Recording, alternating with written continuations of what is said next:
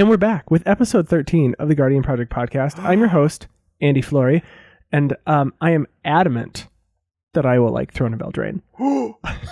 That's so good. I know. And I'm Brian Luthed, and I'm back after 2 weeks. 3 weeks. 3 weeks. 3 weeks. It feels so good to be back. And when playing Commander, you can call me John Avon because all I do is draw lands.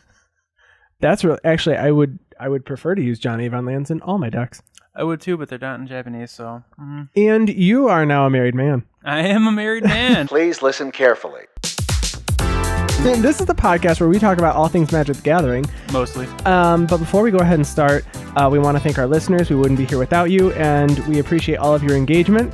We've been getting a lot of comments and suggestions for things to talk about. But before we do that, let's circle back to your wedding. Because I was there, and some of you may have seen some photos of it on Twitter. Yeah. Brian posted a few. I think I posted a few as well.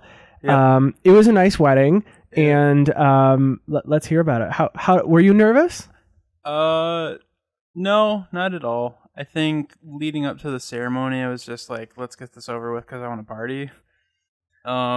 Which is kind of selfish, but you know.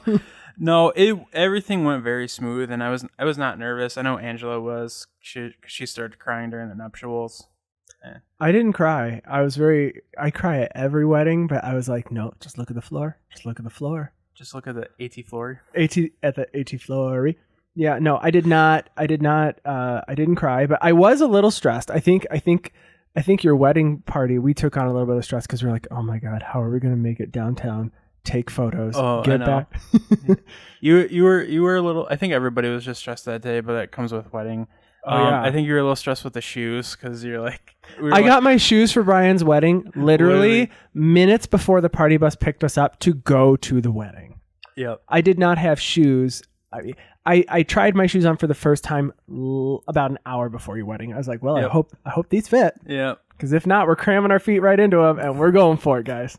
Well, that's fine because I didn't know how to tie my shoes. I was like, my brother, who is like my backup best man, if you will, he's like, I'm responsible. I know how to tie dress shoes. I'm like, hey, come on, big brother, help me out here. To be fair, I've never seen a shoe tied that way. And when I had to lace up my own shoes, because the shoes we got they weren't laced, I was like, wait, are you going over here? What are we doing here? Yeah. I felt really lost, and I was just trying to tie my shoes.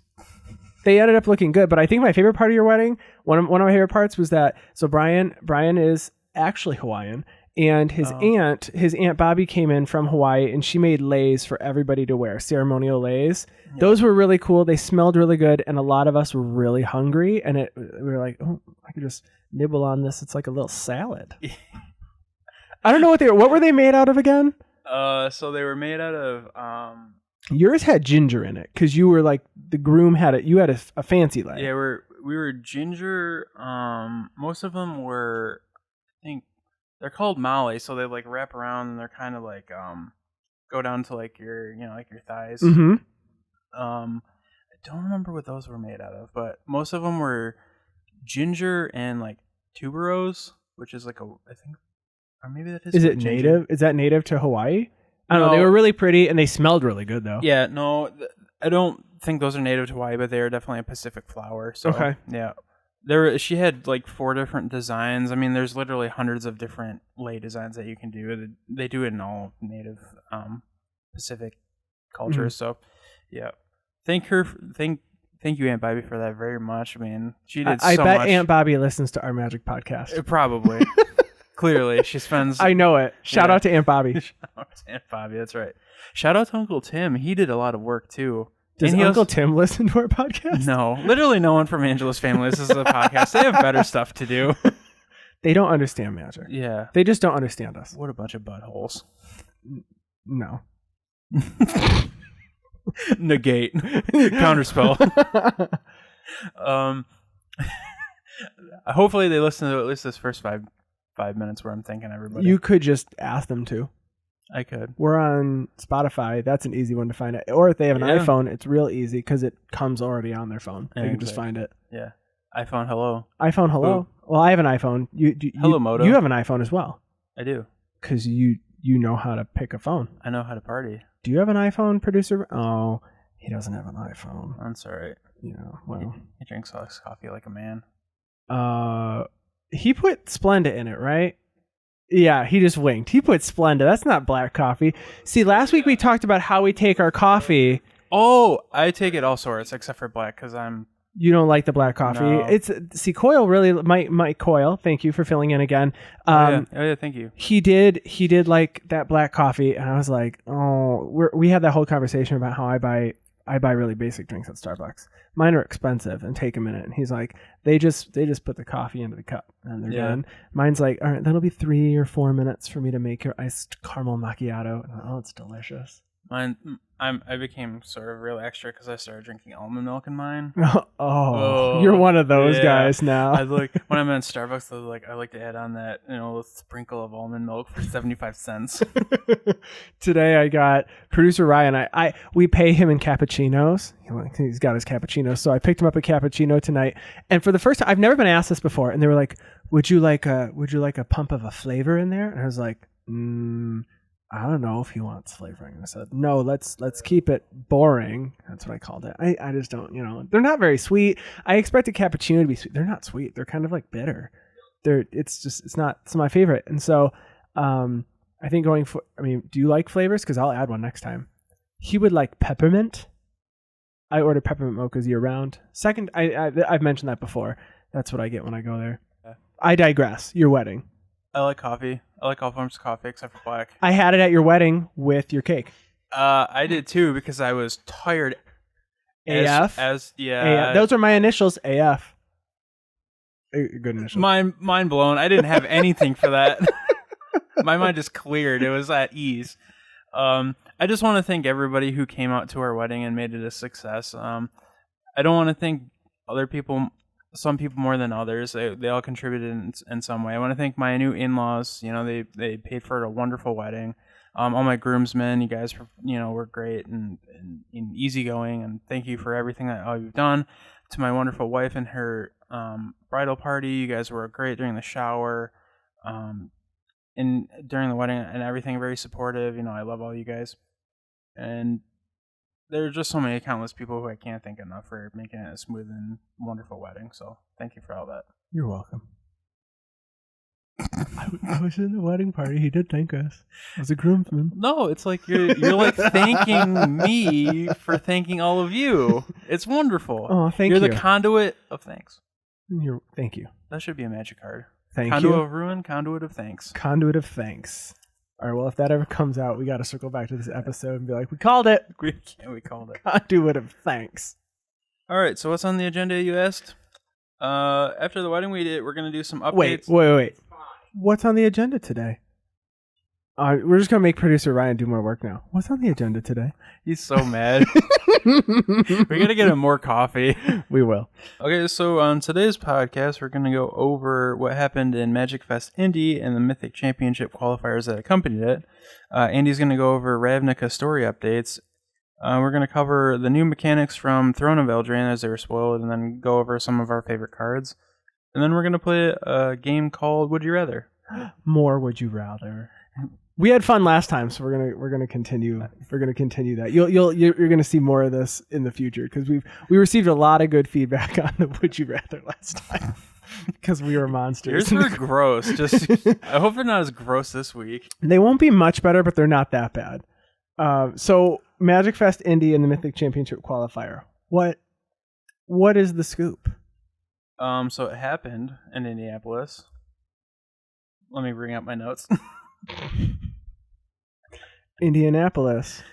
Magic Fest. Okay, so there's 3 MCQs on the weekend, but we'll kind of ignore the standard one for right now just because the standard is kind of irrelevant with, rotation happening in 3 weeks. But so the Friday MCQ, I believe there was over 300 participants, and it was won by Anthony Michael Kilberry playing Burn. Okay. And there was, in the top 8, there was 4 Burn decks, 1 Dredge, 1 Spirit, 1 Merfolk, and 1 4-colored Wurza. Interesting. So I've been hearing a lot about green-white Eldrazi, but I didn't hear that in that list. Yeah, that was. That's the Mythic Championship qualifier? Yeah. Okay. We'll get that. We'll get to that in a little bit. But, okay. Burn seems really well positioned in this kind of slowing down format because they don't really care about your 5/5 or 4/4 battle skull that you play. Just like bolt you, you're dead. Mm-hmm. There was a lot of burn in not only the MCQs but also the main event, and then there was a couple modern leagues over the weekend on Moto and just filled with burn.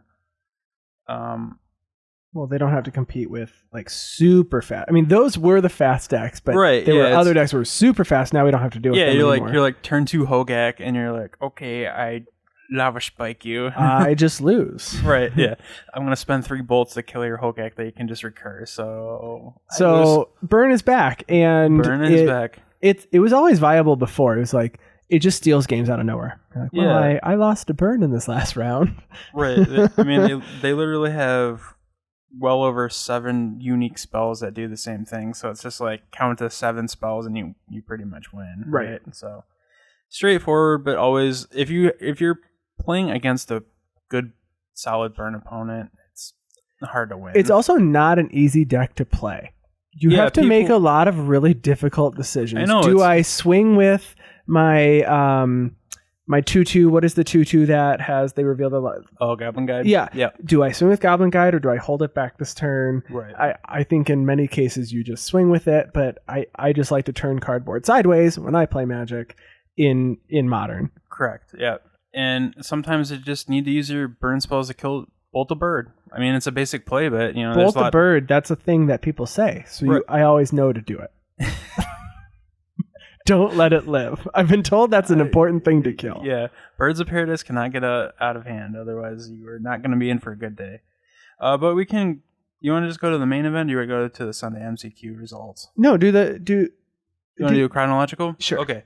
So, there was the main event was Team Modern, Unified Modern. So you every team had to play... in essence, a different deck because they all share the same card pool, so nothing could overlap. Except basic lands. Correct. So, let's see.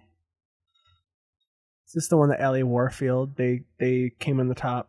Yep. Did they take it first? No, they got fourth. Yeah, they were top 4, yeah. So with team events, there's no top 8, it's only top 4. Okay. But I'm not sure, I know the top 4 teams qualify. Maybe top 8 qualifies as well, but I know for sure all top 4 teams qualify for the MCQs. Okay, I'm sorry, the Mythic Championship. Sure.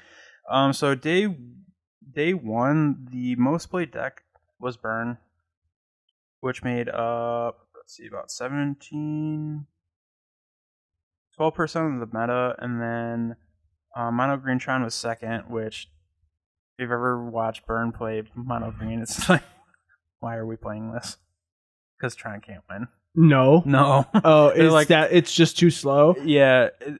Tron always has difficult time playing against hyper-aggressive decks like Zoo, Burn, and Infect because they have no way of interacting. I like Zoo. Sometimes I've won on turn 2. That was exciting. And then, the top 5 were Burn, Mono Green, Jund, Wurza, and Titan Shift, actually. Okay. Moving on to day 2, the highest conversion was the top 5 decks were Burn, Wurza, Mono Green Tron, Titan Shift, and then Grixis Death Shadow. Okay. So Burn had a 15% conversion. Wurza actually had the highest percentage of conversion. It was 20%.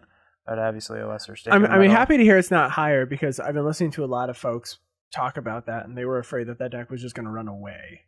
Wurza? Yeah, because it didn't lose anything, and it just was better positioned moving forward. Well, it's essentially you take the Thopter, sort of the meat combo, and then you add like Urza himself, and it's it's just like turbo now at this point. Right.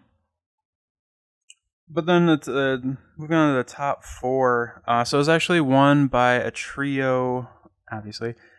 Right. Team Modern, 3 people. Of it was Mohammed Kadi, Joseph Karani, and Kevin Brown. which was they had Urza, Jeskai Stoneblade, and Burn. Okay. So solid. Yeah. Stoneforge Mystic.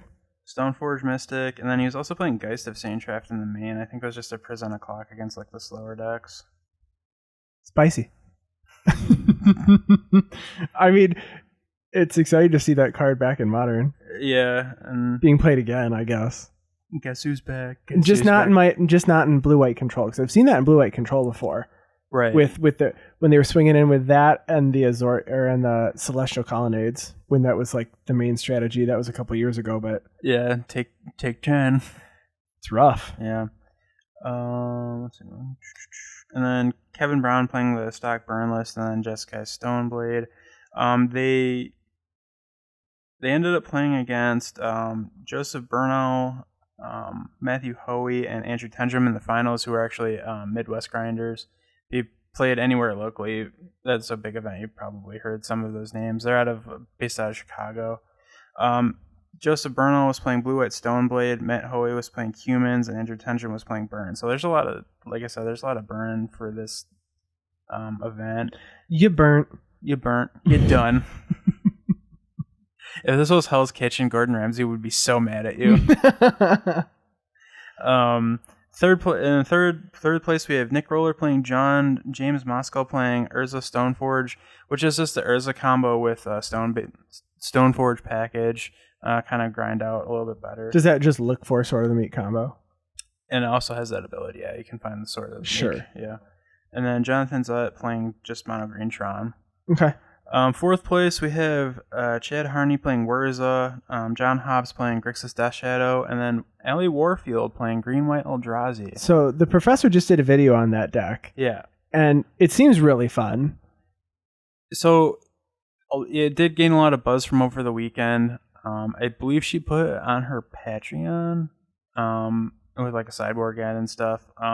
It seems like a super fun deck because you either start by beating down with like just Eldrazi, or you can get Karn and search for like Mycosynth Lattice out of the sideboard. I'm happy to see 4 Karn being played in Modern. Yeah. I didn't know if we were going to see 4 moving forward, and it looked like we weren't going to see Karn for a while, right. But nope, he's back. We're going to see Karn. Yeah.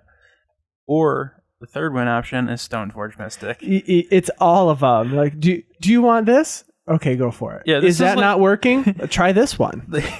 This deck seems like the Three Stooges strategy. It's like, move it, stupid. Oh, let's try this one out. Yeah. No, I like it a lot. But I particularly like that liquid metal coating in the sideboard is actually being used. Yeah. Like, it's the first card that she suggests to grab. Right, yeah. Everybody expects Mycosynth Lattice, but no one expects liquid coated. It's there if you can't get to the 6 mana. Right, exactly. But if you can get to the 6, obviously you want that, and then you just plus the card and hope it doesn't get taken down. Yeah. But no, that deck seemed really fun. Yeah, so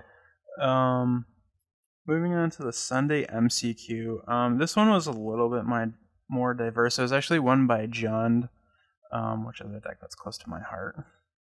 But he beat Blue-White Stoneblade in the finals. Who won? Oh, I'm sorry. You're right. Adrian Trogler won with Jund. Okay. And he's playing... So it seems like a lot of the Jund decks now are moving... They're just kind of accepting that the format's kind of grindy, so they're starting to play tireless trackers again. No Bob. Bob is nowhere to be seen. Yeah. Bob didn't show up. Yeah, he's replaced by Renin 6. Oh, okay. Yeah, pretty stock list nowadays. Except this one's not actually running Assassin's Trophy, which I thought was interesting. He's playing Abrupt Decay, Lightning Bolt, Fatal Push, and Maelstrom Pulse as his removal. I mean, isn't Abrupt Decay like people were removing that for Assassin's Trophy? Yeah. So he doesn't want them to have their land. Right, well, that's, yeah.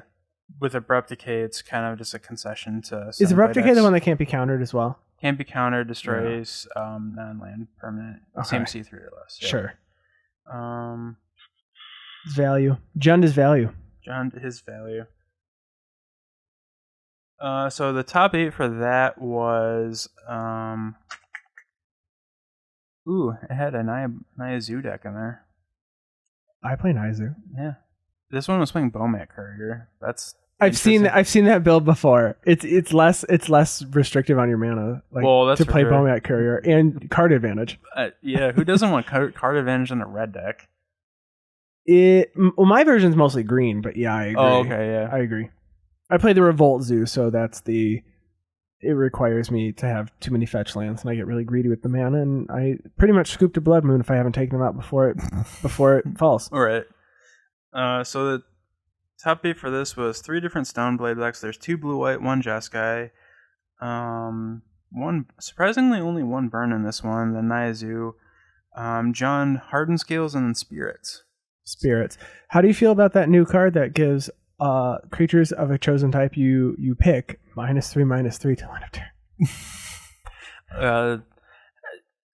I don't know. It seems good in theory, but I feel like if it's a late game top deck, it's not really going to do much against it's 7/7 Champion of the Parish or something. Sure, I guess it's good against. I mean, it's kind of good against humans, and it's kind of good against spirits. Yeah, it's a little bit better against spirits because they don't. Most of their time, they're not that large, but humans, I mean, you just got to spell queller it, right? Yeah. Oh, good old spell queller. He's making a comeback. I like spell queller. I kept mine in when I played that format that was once existing called Frontier. Do you remember that? It was popular for 5 minutes. Yeah, it was a whole month and a half. I played it. It was really fun. I played the card that in Soul Artifact, the giant scissors, and I would put it on.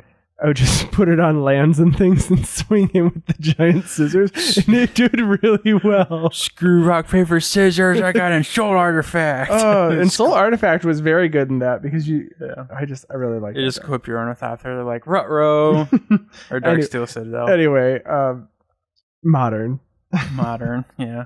What a fun format. Anyway, let's keep it modern by talking about Ravnica Story Updates. That's not modern. I guess it's modern. Modern era. Modern day. Modern today. Modern today. Modern problems. Modern solutions. Yeah. So you can find the Ravnica War of the Spark prequel stories online. They're still actually being released. So nice. Chapter 15 actually came out today. And it's really a prequel to the story because the War of the Spark novel, obviously there's going to be spoilers today. So if you haven't read any of this or you don't want to know any of it, skip ahead. No spoilers in this dojo, sir. Yeah. They are still coming out. I think it was chapter 15 came out today. But it's telling you the story of what the guilds were up to leading up to War of the Spark, because the War of the Spark set was I think what we talked about when we talked about the State of Design article was that it was an event set, so it was all about just the actual event of Nicol showing up and trying to take over Ravnica. And so this story is telling you what happened to the guilds leading up to find out how certain people got in place in the guilds, how everything had changed since the last time we saw them in the Return to Ravnica block. And it is written by Django Wexler. And so we're going to do this kind of in 2 or 3 parts because I'm not going to take an hour to do. We'll do 3 bits. So I'll do a little bit this week, I'll do a little next week, and then we'll finish it up the week after that. Is there a chapter where it's just Nicol sitting in a robe by a fire drinking out of a goblet, just some wine chilling? No, but I feel in the War of the Spark novel there were 3-sentence chapters, and it'd be so and so was upset, next chapter. They were there was one that was not even half a page. So all right. There were a lot of chapters, but some were very, very short. There's actually a video on YouTube you can find of a very lighthearted joke summary of the War of the Spark novel. I can't remember who made that, but I do remember liking that. So you can go check that out online. But so the actual prequel stories start out, so it's story time now. So story time. I kind of just took rough notes of the first few chapters, so we're going to go over the first 4 chapters. So it starts out with an update on Rails Eric, who's walking through the streets of an abandoned neighborhood, And at the time he was doing this, there was a Dimir Thought Stealer who was trying to break into Nivix, which is the Izzet League's headquarters. So Rael wasn't there at the time that the young girl was attempting to break in. He was just like doing other things. It doesn't really say why, but he was. So he stumbles upon an abandoned theater and runs into Tezzeret. So Tezzeret's kind of a bad guy. Kind of is a bad guy. And so they have words. What type of words? Just they like chicanery, shenanigans. They were just like, tough guy stuff. And so Tezzeret like leaves and is like, fight these constructs. And then there's like these things that start charging at Rael, and he takes them down, and he's like, I feel like this was like not supposed to actually kill me because this is really easy to beat these guys. So I wonder why he brought me here. And he was like, oh, it was a diversion. This is a distraction. So flashback to Nivix, and the girl breaks in and she's sneaking around, and Niv Mizzet, the dragon who's in charge of the Izzet, is like sleeping. And so it appears she's being controlled in a way. So she's not there alone. And it appears that there's like another mind with her. And the mission was actually to plant a secret into Niv Mizzet's mind instead of like steal information. So you would think that they were there, a thought stealer, to take information, but they were like, oh, Niv Mizzet's probably too smart for that. He's got, a way to stop us. So instead of doing that, they decided to plant something in his mind. What it is, we actually still don't know. So she completes her task, and the other mind is like, all right, thanks for helping me. I'm going to leave, but before I leave, I'm going to force your body to walk into a trap. And so she walks in, like the girl walks into this area, and then she gets caught, and then this other like mind leaves.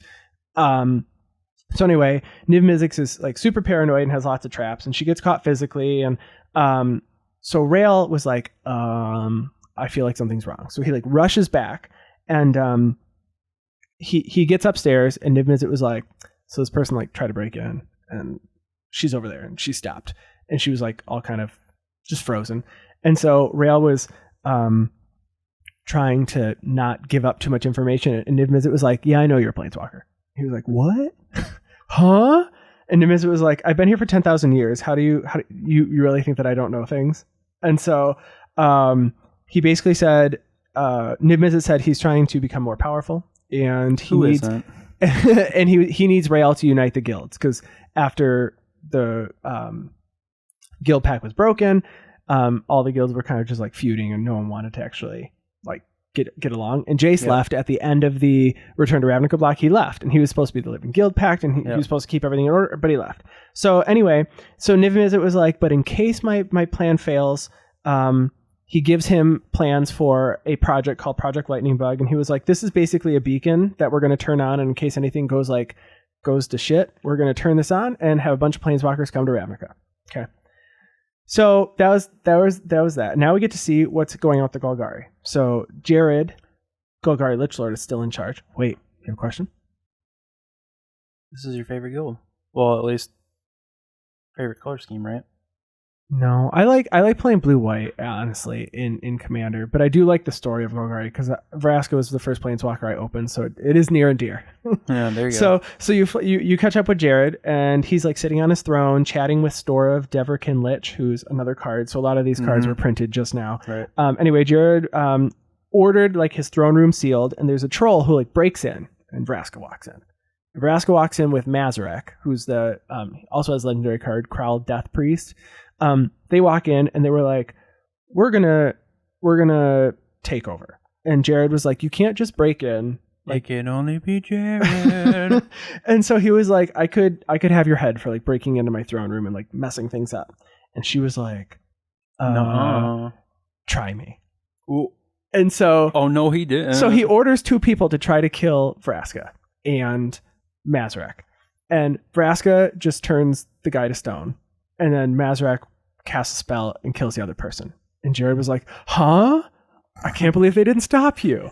Like a big question mark over his head, like in Metal Gear Solid. Super confused. So then he goes, well, how do you expect this to end? And she goes, with you begging to live. And she punches him in the nose. That I didn't understand why. Hey, boop. She punched him in the nose. His nose starts bleeding. And so he orders... Wait, isn't he a zombie?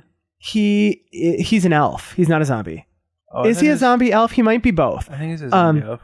So anyway, his right hand woman is Storev, Deverkin Lich. And so he goes, Storev, I need you to help me because obviously she's trying to take over. And so Vraska, you hear her think to herself, well, if Bolas was right, no one's going to stop me. Right. So obviously Bolas knows things, and she's been working with him and is like, you can take over pretty easily. So Jared yells for everybody to kill her, essentially, so he can keep his throne. And no one comes to his aid. They just stand there. And they were like, yeah, your time of reign is over. And he was like, what? And so anyway, also, Vraska had this like weird Crowl thing with her. It was like a bug who is albino. Crowl is a type of Golgari like bug minion thing. That's a Berg. Yes. And it was an albino one that has telepathic powers, which, you know, I feel like it was just in the story just why does in every fantasy novel like an albino do something cool? Right? There was one in X-Men, right? The one that in the movie where when you're around her, you lose all your powers, right? She was like, there was the third one. The third one. Yeah, who was that? I don't remember. Keep going. Anyway, I think here's the topic. Vraska punches Jared, and no one comes to his aid, and so Vraska goes, well, I need you to get information from this guy. So the Crowl, who can read minds, goes over and steals all of his information, his contacts on the surface, all of his passwords, all of his meeting places with the guilds. Identity theft is no joke, Andy. Yeah, for real. The Golgari are all about that. And so they read his mind, take all of his information, and then Vraska turns him to stone. So Jared is no more. He gone. He gone. And so no, he's just a stone statue. He's just a stone statue. So after that, we meet up with the Orzhov and Kaya, the ghost assassin planeswalker, who we've met a long time ago. She is there. She was contracted by Bolas to set Teysa free. So you find out that Teysa is being held captive. Yeah, I knew that. Her grandfather didn't like that she was trying to take the Orzhov in a different direction than it was before. She was like, well, if we start working with the other guilds, like we might get more and like we might be more powerful. And he was like, yeah, no, that's not going to happen. No. So basically he kind of has her trapped. And so she's there and Kaya finds her. And while they're talking, they kind of get cut off. A couple of guards were approaching and Kaya had to like go invisible and walk away. And Teysa was like, wow, I wonder who that is. Wow. And so that was really all we heard from the Orzhov. Given the Owen Wilson, wow. So back to Rael's mission. He goes to the Azorius to meet with Isperia, who's the Sphinx in charge of the Azorius, and Aurelia, who's in charge of the Boros. They were like, they're still friends. They're on good terms, like law and order. They're together. Bum bum. And Dovin Baan was also there. You made a reference to Law and Order, didn't you? Dovin Baan was also there. Don't know why, but Dovin's there now. He is, spoiler alert, a bad guy. So why everybody bad guy? I know, right? So he's there with Isperia, and she's like, "This is my right hand man, Dovin."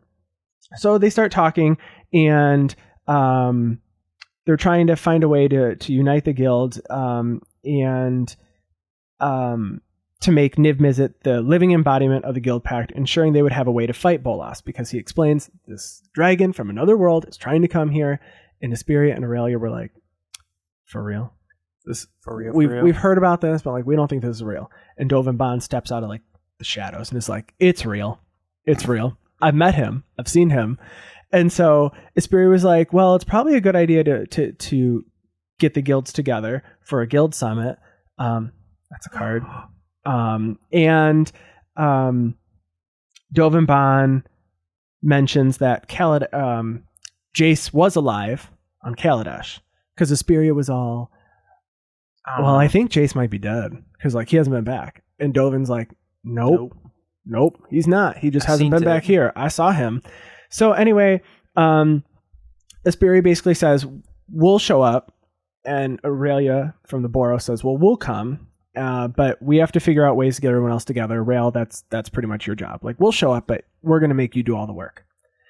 So Rael leaves, and he gets like almost back to where he's supposed to be going, and he gets like this really like busy courtyard. And some young girl goes, you need to go sit over there. He goes, what? And then the girl disappears. So he goes, sits on this bench, and someone starts talking to him and says, I know all these things that you need to know. And there are like spies. There's a lot of problems. And he goes to turn around, and she goes, "Don't turn around." It was very cliche. So it was Lavinia. Lavinia's like, "I left the Azorius." And he was like, "But I thought you were in like a good position there." And she goes, "Yeah, there was too much bad stuff going on, and people were questioning whether or not I was doing the right thing by uncovering a bunch of problems within my own guild. So I just decided to leave, and now I'm rogue, and I'm just trying to help Ravnica." So she basically says, "As soon as I find out stuff, I'll send it over to you." So then we find Rael at home with Tomik. So Tomik is actually his boyfriend. Rael, Tomik, Distinguished Abacus, the mono white card that has like stuff that wrecks lands and stuff, and he has flying for some reason. Right. I mean, it looks lands like and flyings, it lands and flyings. So anyway, they're talking about their days, but they don't talk about guild stuff because they're in two different guilds. One's Orzhov, one's don't want to mix business with pleasure. You don't. So makes sense to me. Rael they go to bed. They have they just they eat dinner and talk, and then they go to bed. And Rael has a flashback dream to when he was 17 years old. So this is where it gets like weird. So Rael's having this dream, and he's working for some rich guy who treats him like crap and then has him beat up. And so Rael gets helped up by this guy who's super nice, who wants to offer Rael a job, but he says it might be for things that society doesn't like or what the rich would not agree with. Would you help me out? And Rael was like, sure, I guess. Because at the time he was 17, didn't have a ton of money, was just trying to make it. And so he said, sure. So the guy was tall. It says that he was tall, and he had gray hair that was pulled back. He was a really nice guy. Who do you think this person is? Just out of curiosity. If I had to guess, it would be the inspiration from the Journey song. And he was born and raised in South Detroit. No, it was not inspiration from Journey. Oh. It was Nicol Bolas. What? I didn't understand it. Obviously, the scaly man dragon. It was. I'm assuming he was doing something with like mind control magic or something to offer that. So he introduced himself as Nicol Bolas. So that's where we meet Nicol Bolas, right? So Rael wakes up.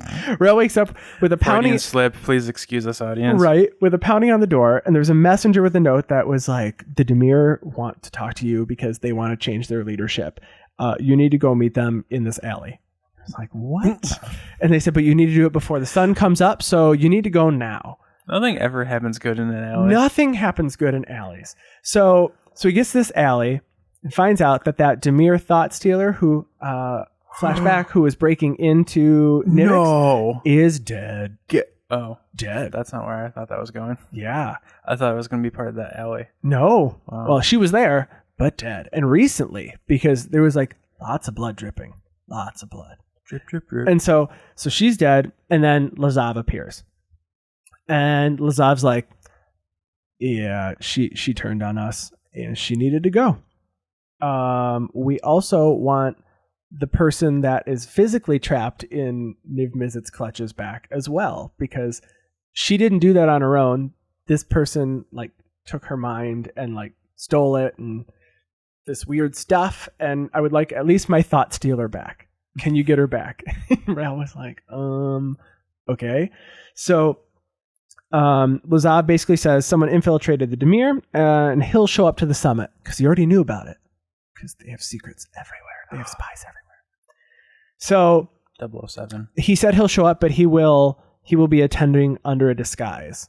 But he lets Rael know it will be me, but it won't look like me. So the plot thickens. And then Rael goes, "How can I trust you?" And he goes, "You shouldn't," and then leaves. You shouldn't trust me. I'll be in a disguise. Right. So finally back to Golgari. Vraska's in charge. She moves the throne from where Gerard had it in the Rot Farm. She moves it back to Svaggoth, the Relentless Tomb. She's like, no, I don't like this. We're going to go back to where I had it before. Or where I like the drapes in this room more. Yeah. This room's much better. This one's much better. So in the first few days there, I guess a few people tried to assassinate her, but none could. But then apparently Izoni, Thousand Eyed, was the last of like the... No. Thousand Eyes. No, kind of like the team that was Team Jared. Shows up with a knife. He brings a knife to a Gorgon fight. And I mean, for real. Can we talk about that Can for we a talk second? about that for a second? You think that your knife's going to beat a Gorgon, right? Right. She's going to turn you to stone.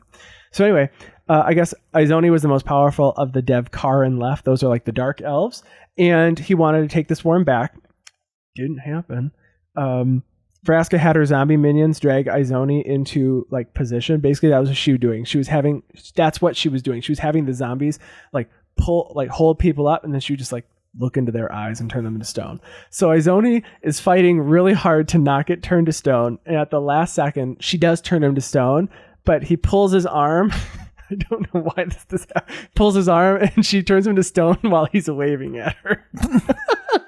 Makes the presidential wave before it goes. Like a big high five. Yeah. So anyway, it made Vraska real angry. So to get a high five. She did not like that he got free, and that's how his statue ended up looking. Oh. So she kicks his arm off. So now he just has one arm.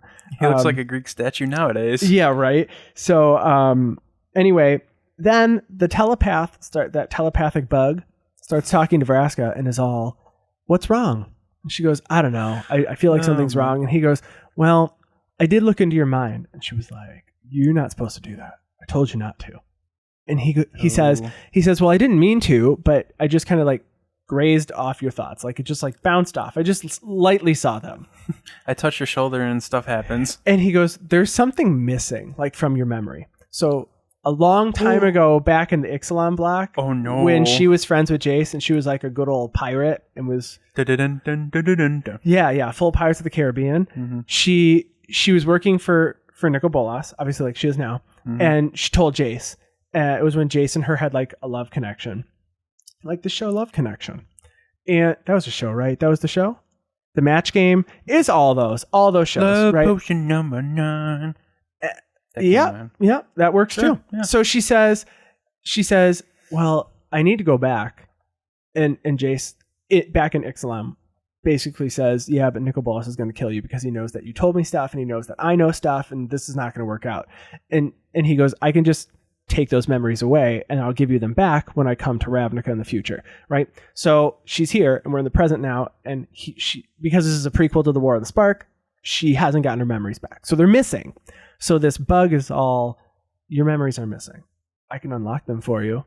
And she goes, "Well, I wonder why. I would never have agreed to let someone lock my memories," but she doesn't remember. Obviously, her memories have been stolen. This bug has an agenda. Feels like it. I'd like to know what that agenda is. And they named it, I believe it's like Xenix or something. And I feel like if you name a character, they're important enough that they're going to do something in the future. Yeah. So basically, as Xenix says, "Oh, well, I can unlock it." And she goes, "Okay, fine." So all of her memories come back, and she goes, "Oh, I was doing the right thing. I can't believe what I've just done. Well, oopsie. I know what I'm supposed to do now. No takebacks." And then the story just lastly, it circles back to Rael. He takes counts of all the guilds that would be in attendance, and at this point, everybody's going to attend except for the Orzhov because they actually said no. The Gruul because no one invited them yet because I don't know if we really want them to come. I mean, they need to come, but they haven't invited them yet because they're all nasty crazy, and they're not really nice people. And then the Selesnya because they asked for a meeting. So that's where we're at right now. We'll have more story update next week, but this was leading up to the war. So we're kind of, I mean, if you've read the book, you know. I mean, if you've seen even any of the cards in the set, you know how it turns out. But it's interesting to see what had happened to lead to this. See what had happened was. What had happened was.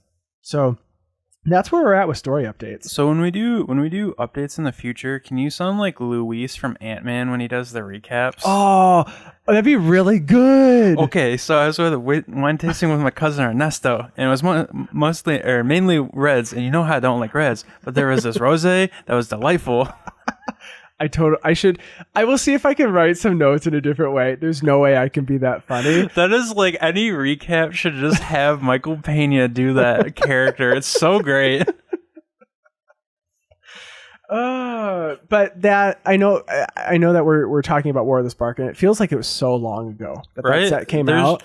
Well, yeah, there's just been so much of them, like Modern Horizons, Core Set, Commander. It's just... And then Throne of Eldraine now. And now Brawl's coming out. And then we got the 4 sets for next year, which we're going... I mean, it's been information overload and spoiler crazy. But Throne of Eldraine, we're just going to touch base on Throne of Eldraine. Is off the hook. That set's really cool. I like the flavor. I think the cards are very strong. I don't know...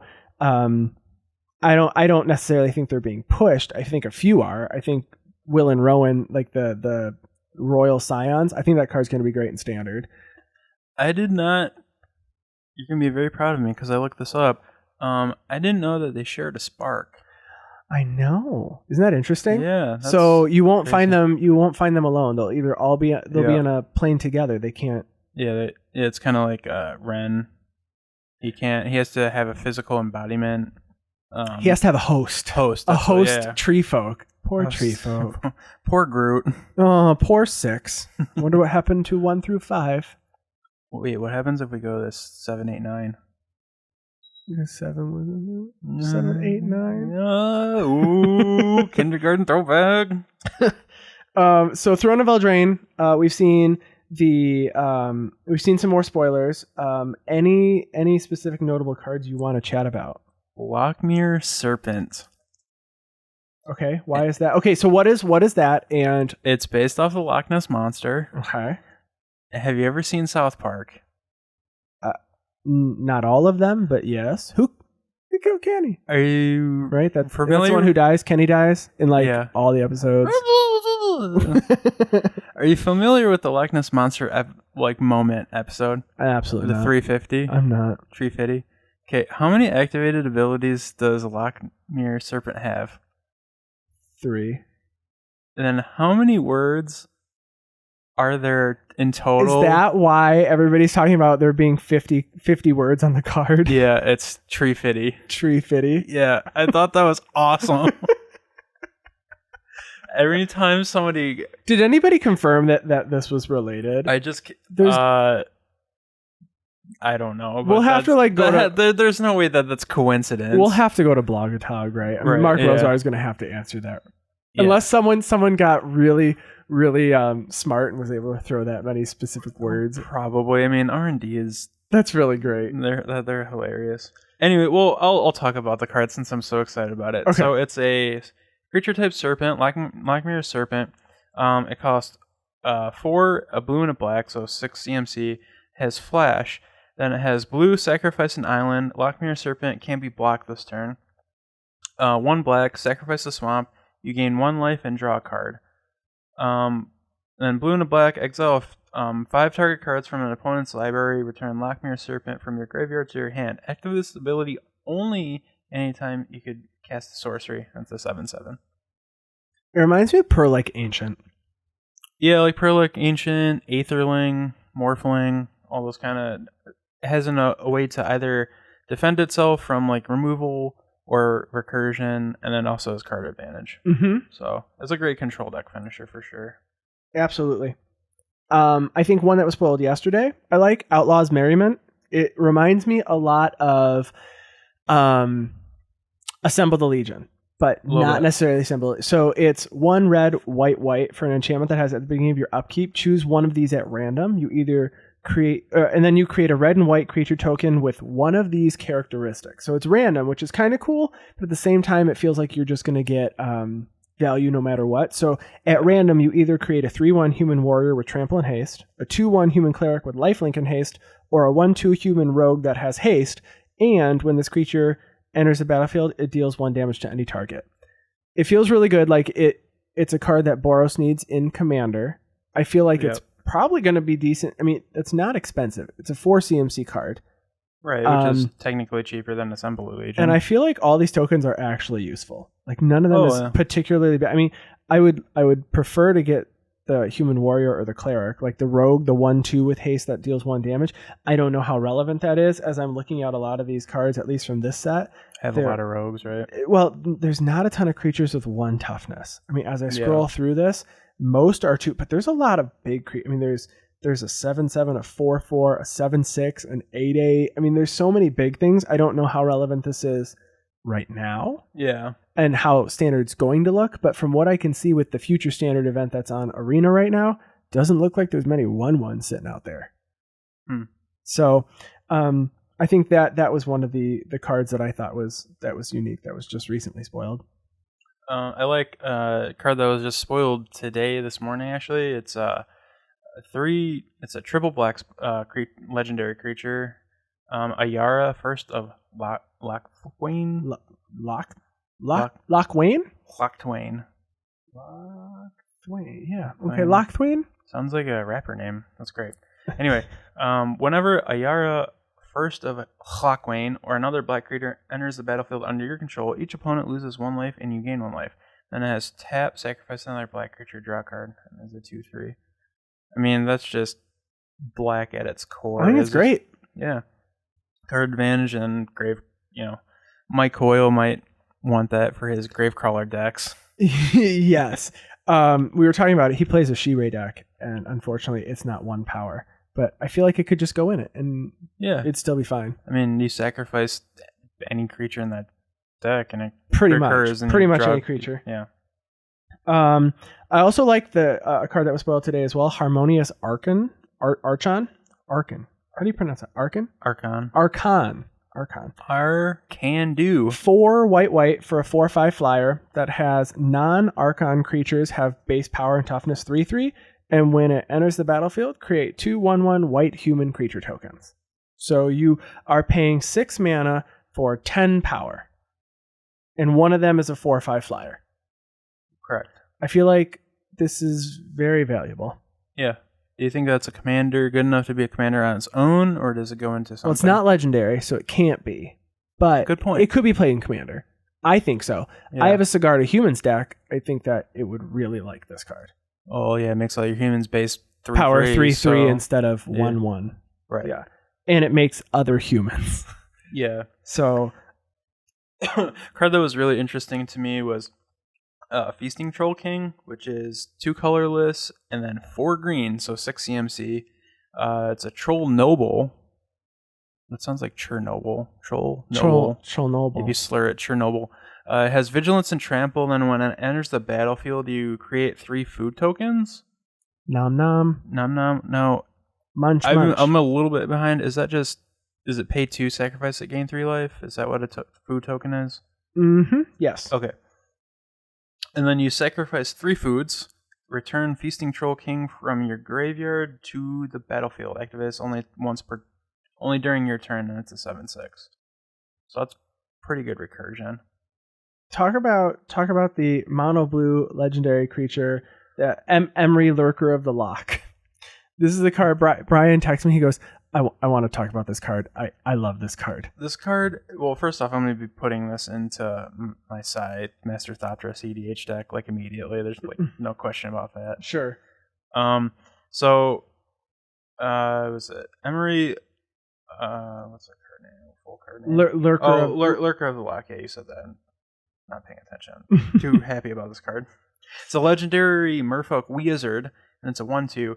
When it enters, this spell costs 1 less to cast for each artifact you control. So, I mean, if you play any blue EDH deck with artifacts, it's going to cost 1 blue, realistically. When it enters the battlefield, put the top 4 cards of your library into your graveyard, and then tap it, choose target artifact in your graveyard, you may cast it this turn. So I've seen a few cards that combo with this just to make infinite mana pretty quickly. Like, one of them is a let me pull up the card real quick. So we were talking about this earlier in a group chat, and Mirren Spy is a 1/3 flyer that costs 2 and a blue that says whenever you cast an artifact spell, you may untap target creature. Oh, okay. So with Emery Lurker of the Loch, you can tap her to cast an artifact card from my graveyard. And then you can cast any artifact, and if you have a free artifact, it untaps her for free. So if you play like a Mox Amber, you can sack it, or just tap it for a blue. And then, but the one that I saw earlier is Lion's Eye Diamond, because you can sack it for 3 mana of any one color, and then it just goes infinite with whatever you want. Yeah. Obviously, I'm sure there's going to be other ways to break this card, but it's bonkers. It's really good. Oh yeah, you get the cast Mishra's Bauble literally every turn. Is it just every turn, or can you do it multiple times on one turn? Either or. I just think that's cool. You can cast, Mishra's Bauble potentially on somebody else's turn. Yeah, no, I agree. And we saw the mechanics that came out in this set. So we have adventures. So adventures are on the new version of a split card. It's a creature that goes on an adventure and then comes back after its adventure is over. So basically, Beanstalk Giant is one example. So it is a star creature for 6 and a green, but it can go on an adventure. You pay 2 and a green, search your library for a basic land, put it onto the battlefield, and shuffle your library. And then you set your creature into exile, but there's like an extra special token that you can get that just says, this creature's on an adventure. And you basically put it on an adventure pile. And so from its adventure, you can then cast the creature for its creature cost. But you can only cast it from that if it went on an adventure. If someone exiled it from your hand, doesn't count. It did not go on an adventure. Sir. Can't go on an adventure. It cannot come back. Nope. So adventure, I think, is a cool mechanic. It's a new play on split cards. I like split cards. I like having 2 different things I can do on a single card. Yeah, and also fits the theme. The fairy tale theme very, yes. Grim fairy tale. The next mechanic is adamant. Are you adamant about that? I'm adamant that this is the mechanic. And so this mechanic specifically cares about color that you spent on the card. So they said that there are 5 different factions on Eldraine, like kind of kingdoms. And so each color is going to see the mechanic adamant. And the mechanic itself specifically says if you spent at least X number of a color mana. So the card Embereth Paladin is 3 in a red for a 4/1 haste, and it says adamant if at least 3 red mana was spent when you cast this spell, put a 1/1 counter on this creature. So it cares about multiple of a single color being cast on it. Yeah, I think it's a unique mechanic. Causes you to think about how you're going to tap your mana before you play all your spells. Yep. Because usually you only have to worry about the one single color, but if you want 3 to be this, or it reminds me of those cards that was like one in a 2 colorless and a blue, but then it would say something like if you spent green mana to cast this, you can do this, but if you also spent black mana, you can. It was like there were like 3 color cards a long time. I forget what set that was, but there's a few of those. Well, they were hybrid cards. It was the Shards of No. But isn't hybrid mana you can pay either or? These had multiple, and it they had it. Hang on, they had it in Dissension because they did it with like They did. There was what was that card that? There's a hasty one, and it's if you paid green mana for this, it also gets something. I know there's one of those.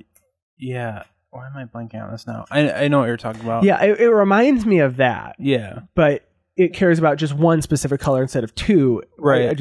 Unlike like a card like Fire Spout where it says, if you tap green, it deals this to 2 flyers, and then if you spend red, it does it to non-flyers. Right.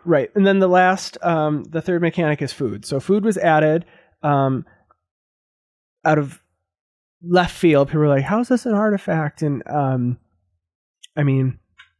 I guess you would have to create a new subtype of token. Yeah. So we're just gonna make it an artifact, which has pay 2, tap, sacrifice this artifact, gain 3 life.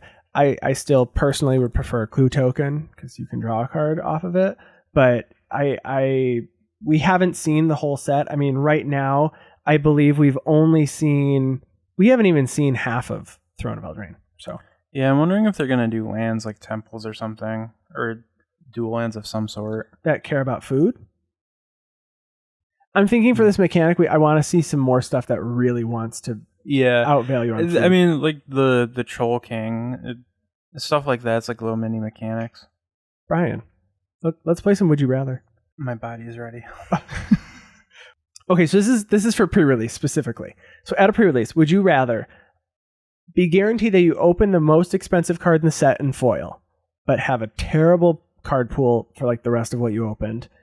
Or would you rather open super bonkers cards that are pretty good and they help you win, but there's almost absolutely no value. They're just good in limited formats. I'd rather be good at limited, so I'd rather just get like bombs and stuff. I can think I'd rather have fun, but I think the question of whether or not you make your money back is always something that a lot of people keep in mind. They want to go and open some really splashy card. Yeah, I mean, it's like the Las Vegas top 8 where the guy took the Tarmogoyf over like the whatever spell that was actually good for his deck, and there's that controversy. Value drafting, I know. Yeah. I think in this case, this one was a toss-up because I almost feel like at a pre-release, I've gone undefeated 2 times during Cons of Tarkir, and I went undefeated during War of the Spark, but only because I opened up 2 cards that specifically were just really good. I mean, I played the Abzan Mechanic of Outlast, which was really good and limited, and then I opened up a God Eternal Oketra in War of the Spark, which is like the best card in that set, limited. So I feel like otherwise I generally go like 2 and 2 or 1 and 3. So I kind of feel like I would pick the value card here. I don't know. I think that's just me. If I'm guaranteed to open the most expensive card in the set in foil, I don't mind. I still feel like that's a win for the pre-release. Fair enough. Yeah. I'd rather be good at, I shouldn't say be good, but I would rather have cards that benefit my limited deck so I can open packs. That was my other thought. Like, what if you open really good cards and you go undefeated and you open like 20 packs cards, and then you could get that same card in foil. Exactly. Boom. Logic defeated. But I also really like opening packs of cards too. So this one was really hard. This one was really hard. All right. That was. We can't agree. Okay.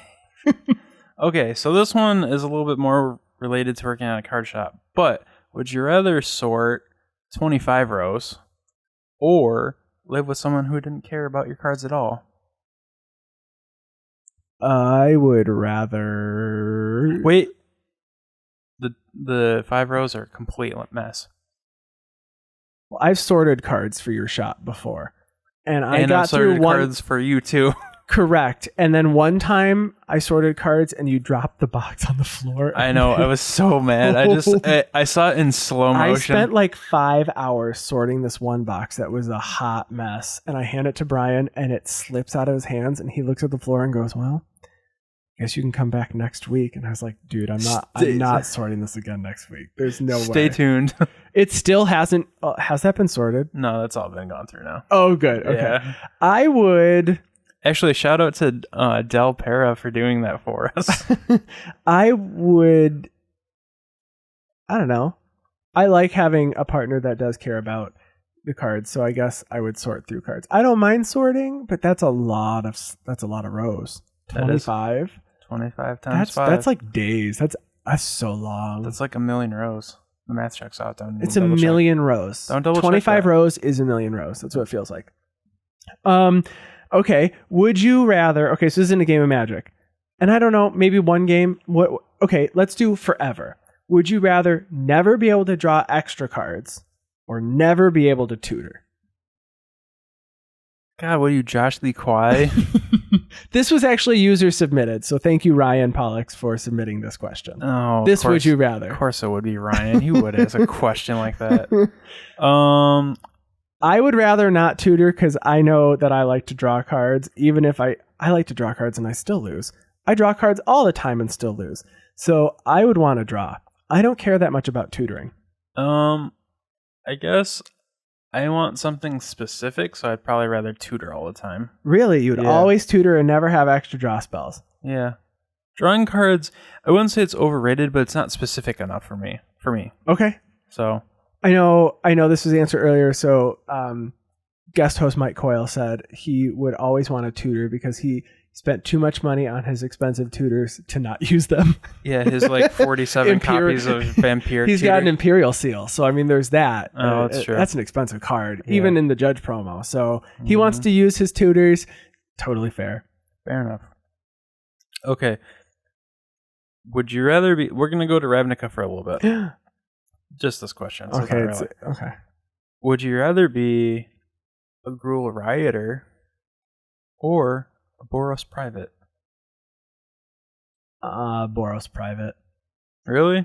Yeah. You don't want to be part of chaos? I don't think so. Anarchy? No, I think I'd want to live in the city, but I don't know. I feel like if I was a private in the Boros, I'd probably be treated pretty well. Probably. I don't know. I mean, they have like the little goblin guy, the Legion loyalist. I feel like life might be really boring though in the Boros. Maybe it's probably just all. I mean, they do get to go out to the bar at night. Everybody gets together after that, so it's probably like a normal 9-to-5 job. I think I personally would rather be a Gruul rioter. You don't have anywhere to be. You just punch each other in the face and stomp around and stomp the ground. Stomp the ground. Yeah. Do you have another one? You want me to go next? Yeah, I only had 2. Would you rather be? What would you rather if you were part of R&D? Would you rather want to focus on a theme, designing a theme, or designing a mechanic, new mechanic, or a new theme? New mechanic or a new theme? But new mechanics could come with a new theme. It's true, but you can only have one or the other. I think theme. Theme? I think so. Yeah, Mm-hmm. I like the theme of Throne of Eldraine. I like the whole fairy tale. I think I like that. I think though I like the overall arcing story more than like a specific mechanic because you can, I think if I was a more competitive player, I might have picked mechanic so I could make something that fits with my play style. But I think I just like to play commander more than anything, and so I like to have more mechanics than specific mechanics. Really? I think so.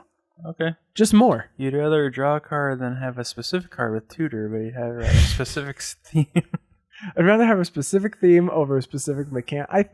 I think so. Yeah. All right. I dig it. Yin and yang. I think that's how Rowan and Will. I think that's how R&D comes up with new sets. People have specifically asked for things like the Egyptian theme, and then we got Amonkhet, or they asked. I mean, I know people are still asking for a pirate theme. So, Viking. No, they were asking for pirates. We got Ixalan. No, they were asking for like a cowboy plane, like an Old West type plane, which I'm pretty sure is just going to be Angrath. Because I think that's Angrath. Probably. You don't have any. I don't have any more. Let me think if I can think of one. Would you rather live on Mirrodin before it was besieged, or after? Maybe we'll go dark with this one. Oh. Live on Mirrodin after it's been besieged and taken over by the Phyrexians, or live in the desert on Amonkhet. Yeah, probably Mirrodin, because Amonkhet looks really hot, and I do not like the heat at all. I don't care if it's dry heat or humid heat. Florida and Arizona is still hot. You don't like nosebleeds? It's still really hot. I just don't like. I like being up here in the north. I like the winter way more than the summer. I love the snow. I feel like Amonkhet would be really hot, so I'm going to pick Mirrodin before the besieged. Okay. All right. Okay. It could probably get hot on Mirrodin, but I'm gonna pretend like it's not. So there's several different climates. So okay. I'll go to the chilly climate. Chili cook-off. Chili cook-off. Would you? How about you? Mirrodin. Yeah. Because I was like, that was my first block that I played that was like competitive. So. Okay. Yeah. So it's a little biased, but I think yours is very biased. That's okay. Whatever. Confirmation bias. I don't care. All right, one more. Would you rather be putting your bias aside for your very first planeswalker that you opened? Would you rather be Vraska or Jace? For a day. 1 day. Be Vraska or Jace? Yeah. All right. I've said this before. I feel like if I had superpowers, I feel like I'd be a bad guy. I really do. I don't know if I'd use my powers for good. I feel like I'd probably be Vraska. And that's completely putting my biases aside. I feel like if someone did something wrong, I'd be like, no, you're going to turn to stone. I am the law. Okay, Judge Dredd, calm down. Judge Judy. Judge Judy. I'm tapping my watch. My wristwatch, tapping the table, tapping my watch. Hurry up or you turn to stone. I just saw a meme the other day. It says, it's not my place to judge people, but then also me, and it's like pointing to herself as Judge Judy. I can relate to that in so many levels. And you? I'd probably also be Vraska because I would want like laser stone vision too. Oh, it's so cool. Yeah, Jace is kind of. I'm also kind of over Jace, like all the Magic fanboys out there. I don't think I would want to read someone else's mind because I'd be afraid they said something bad about me. And I care a lot about what people think of me, probably way too much. But I'd probably be super upset if I found out someone was thinking something bad about me. You said, what about my feet? He said, what? So I wouldn't want to be able to. I've even talked about this before. I wouldn't want to be able to read someone's mind. If I was given a superpower and they said you get no superpower or you could read someone's mind, well, I'd probably take it, but I would not be happy. I wouldn't be happy. I'd be like, man, I got gypped. I got the worst superpower. Or the best superpower. Maybe. I don't know. What is the best superhero power, do you think? Just one, if it was only one. I would want to be able... I've had this conversation. I want to be Nightcrawler so I can poof and teleport. No, teleport. It's Bamf. Bamf. Yeah, I want to teleport. I want to go on vacation. Bamf. Bamf. All right. I'd probably just want thick skin. Like Thanos. Like people can insult you and you just have thick skin, or like people can punch you. I meant like physically like thick skin, like it can't be cut or anything. Like I just like Thanos has that? Yeah. Did they talk about that in the movies? Yeah, I remember he's like all that for an ounce, just a drop of blood. Really? When he fought Tony Stark. You have to. Yeah, what do you think? Like when he couldn't. I must have just missed a lot of those. Why do you think it took Stormbreaker to pierce his skin? I feel like I miss a lot of minute details in movies that you always catch. Wait. Like just like Thor missed his head, he should have went for the head. You missed that? You missed that detail? I didn't realize that was a thing. Yeah. Wow. I'm thinking about this all differently now. Did I just blew my mind? I'm Jace. Anyway. Blew your mind. Well, I think that's it for today. If you want to contact us, you can find us on Twitter. You can find me at ATFlory. And me at BallermanCometh. Take a lock for hashtag Guardian Project Pod on Twitter to find our posts and episodes. Oh, wait. Oh, wait, we do have one more thing. Okay. Off the agenda. Off the agenda. We apologize. This was kind of a little secret, but I had my at the time when I asked her to do it, fiance, but now wife, Angela, drop a little picture of what she think of Magic cards. She knows nothing about Magic. Nothing. I gave her literally nothing about this except for a name, and we're gonna take a picture and show you guys what she drew. Yeah, we asked her to draw what she thinks this card would look like. So we asked her to draw Liliana Dreadhorde General. Now, if you know anything about Magic, probably would know what that card looks like. She doesn't, and she sketched this in about 5 minutes. And you gave her no details. Just the name. Yep, she didn't even look it up. She drew what she thought it looked like. All right, so head over to Twitter. We'll have that posted tonight, and it's pretty good. It's pretty good. I mean, she gave her pockets on the dress. I mean, it's pretty cool. And what woman doesn't want pockets on her dress? I've heard that women really like pockets. I heard that they don't have enough or big enough pockets, and I think we take pockets for granted. Every time Angela gets a dress with pockets, she has to like pull them out like she's a hobo and show me the insides of it. I got no change, governor. So Liliana and her pockets will be on Twitter later. Yep. We like to hear from all of you, so send along your comments. We're excited to share this with you. And let us know if there's any topics you want us to talk about. We'll address them on the next episode. You can email us at guardianprojectpod@gmail.com. And I think that's it. So we will see you all next week. I'm back, baby. Goodbye. Bye. I'm so excited to show people what this looks like. Look at my girl's art. She draw good. That was a long episode. I wonder how many times I said like during the Ravnica Story Updates. I tried to not say like.